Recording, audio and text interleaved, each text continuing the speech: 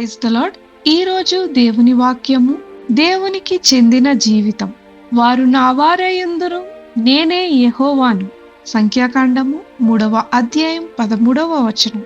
ఈ చిన్న వాక్యంలోనే దేవుడు ఒక గొప్ప సత్యాన్ని ప్రకటిస్తున్నాడు. దేవుడు తన ప్రజలను చూసి చెప్పేది, వారు నా వారయుందురు.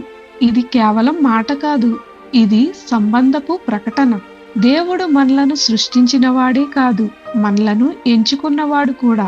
మనము ఈ లోకానికి చెందిన వారము కాదు, దేవునికి చెందిన వారము. అందుకే ఆయన వెంటనే చెబుతున్నాడు, నేనే యెహోవాను.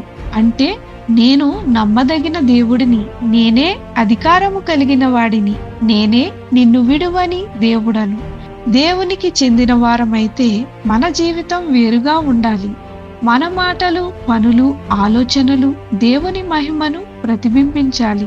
ఈ లోకంలో మనకు అనేక గుర్తింపులు ఉన్నా అన్నింటికంటే గొప్ప గుర్తింపు ఇదే, నేను దేవునికి చెందిన వాడిని. ఈ రోజు మనం ధైర్యంగా ప్రకటిద్దాం. ప్రార్థన. ప్రభువా, ఎల్లప్పుడూ నేను నీకు చెందిన వాడిగా నా జీవితం కొనసాగించడానికి నాకు సహాయం చేయమని యేసు నామమున అడుగుచున్నాము తండ్రి. ఆమేన్.